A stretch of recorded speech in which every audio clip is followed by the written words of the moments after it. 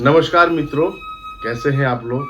आज थोड़ी अस्वस्थता थी, लेकिन फिर भी मुझसे रहा नहीं गया आपसे गुफ्तगू या आपसे वार्तालाप न करूं। ऐसा हो नहीं सकता था। मित्रों, एक कहावत है, ज्ञान बांटने से बढ़ता है। जब इंग्लैंड में 1811 में पहला स्कूल खुला, तब भारत में 7,32,000 गुरुकुल थे लगभग। और दोस्तों, गुरुकुल में शिक्षा वैदिक प्रणाली से होती थी, जहां गुरु सानिध्य में रहकर संपूर्ण 64 कलाओं का ज्ञान प्राप्त करते थे लोग। लेकिन अब भारत में कुल 4,000 गुरुकुल रह गए हैं। मित्रों, गुरुकुल शिक्षा प्रणाली दुनिया का सबसे प्राचीनतम ओल्डेस्ट शिक्षा प्रणाली या व्यवस्था है। रामायण काल में और महाभारत काल में भी इस प्रणाली या सिस्टम का उल्लेख है। महर्षि वाल्मीकि का गुरुकुल, द्रोणाचार्य का गुरुकुल, संदीपन का गुरुकुल, जहां श्री कृष्ण भगवान और सुदामा जी ने शिक्षा पाई थी। मित्रों, गुरुकुल किसको कहते थे? यह पूरी तरह से हॉस्टल या आवासीय शिक्षा गृह होता था। प्रायः एकांत में व्यवस्थित होता था, पर यह गांव और शहरों के बीच भी चलाए जाते थे। और पूरे शिक्षा काल में गुरु ही सर्वेसर्वा होते थे, और जो छात्र छात्राएं होते थे वो गुरु का परिवार ही होते थे। मित्रों, गृहस्थी या आम जन अपने बच्चों को कब भेजते थे? जब बच्चे 8 से 11 या 12 साल के होते थे, तब उन्हें गुरुकुल भेजा जाता था। एक अच्छी उम्र में भेजा जाता था, और दीक्षा से लेकर 25 वर्ष की आयु तक सभी छात्र बने रहते थे। और उसमें एक कंडीशन थी, एक शर्त था, एक चीज के पालन करना पड़ता था, अनिवार्य था, वो अविवाहित रहना और ब्रह्मचर्य का पालन करना। That was very compulsory for them. Gurukul को अर्थ की व्यवस्था भी चाहिए होती थी।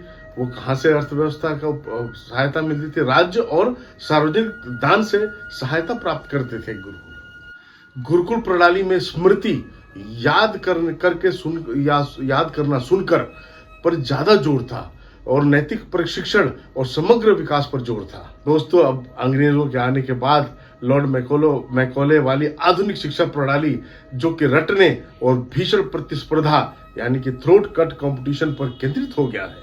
चहुमुखी नैसर्गिक विकास विलुप्त सा होता जा रहा है। तो गुरुकुल में सभा या सम्मेलन और प्रवचन द्वारा ज्ञान बांटा जाता था, और परिषद बनाए जाते थे, काउंसिल बनाए जाते थे। और उस परिषद काउंसिल में अलग अलग विभागों में विशेषज्ञों द्वारा शिक्षा प्रदान की जाती थी, या स्पेशलाइज्ड शिक्षा प्रदान की जाती थी काउंसिल में। और इच्छा अनुसार, या स्वयं का हो, या माता पिता को हो, या गुरु को हो, शस्त्र की शिक्षा भी दी जाती थी शास्त्र के साथ। मित्रों, छात्राएं भी पढ़ती थी। कई प्राचीन मंदिरों की दीवारों पर गुरुकुल के दृश्य भी दिखाए गए हैं, जिसमें बालिकाएं भी पढ़ती हुई चित्रित हैं।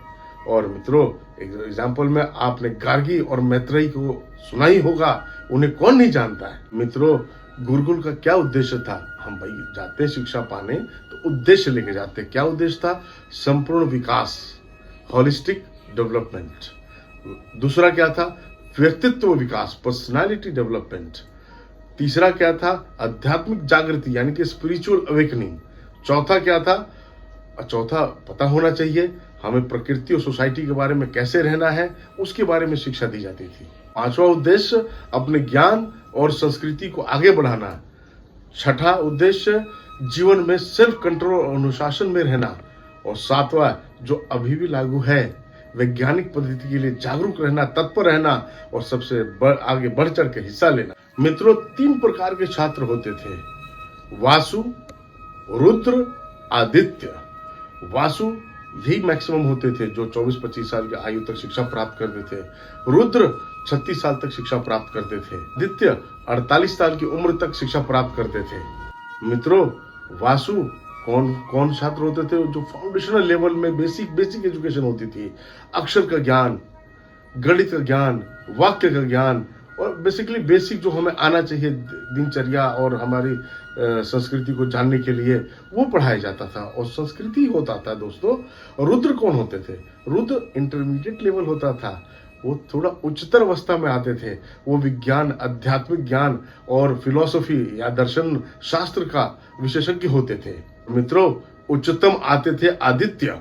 ये शिक्षा और ज्ञान के एपिटोम थे, शिखर पे थे। ये समाज को क्या करते थे? नायक के रूप में विद्यार्थियों को तैयार करते समाज के लिए।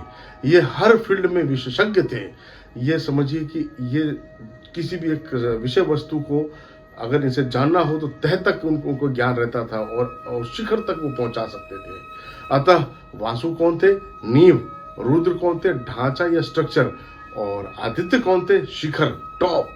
मित्रों, ऐसा था हमारा गुरुकुल का सिस्टम और बहुत ही सुंदर था। और वाकई वो जो प्रणाली थी उसमें जो बच्चे निकल के आते थे वो समाज के लिए एक वरदान होते थे। वर्तमान में सबसे बड़ा गुरुकुल कांगड़ी हरिद्वार में स्थापित है, गुरुकुल कांगड़ी विश्वविद्यालय। और वो भी कब तक चलेगा मित्रों पता नहीं। हमारे जो सरकार है वो कोई भी सरकार आती जाती रहती है, अब गुरुकुल की तरफ तो थोड़ा ध्यान देना ही चाहिए। मित्रों, एक मैं जो मेरा विचार है आप भी इससे सहमत होंगे, वर्तमान में फ्यूजन का जमाना है। अगर वैदिक संस्कृति और आधुनिक सिलेबस को जोड़ दिया जाए तो कैसा रहेगा? अद्भुत। मित्रों, एक बात यहाँ जरूर कहना चाहूंगा, ये भाव है और ये बिल्कुल भाव क्या, हम इस देश के वासी हम बोल सकते हैं कोई चीज हो। पहले प्राइवेट स्कूल में भी 8वीं तक संस्कृत कंपलसरी होता था, अब क्यों नहीं?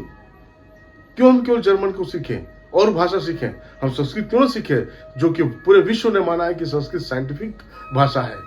यह सीखना आवश्यक है और आगे भविष्य संस्कृत में है, सीखना चाहिए। इसके तरफ, संस्कृत के उत्थान की तरफ हमारी सरकार को और हमें समाज को देखना चाहिए और आगे बढ़ना चाहिए एक कदम। और मित्रों, आपको अच्छा लगा होगा गुरुकुल के बारे में संक्षिप्त जानकारी। आप मस्त रहिए, प्रसन्न रहिए और सुखी रहिए। तब अगले टॉपिक हम वैदिक ग्रंथों और हमारे अपने ग्रंथों के बारे में चर्चा करेंगे। तब तक के लिए नमस्कार मित्रों।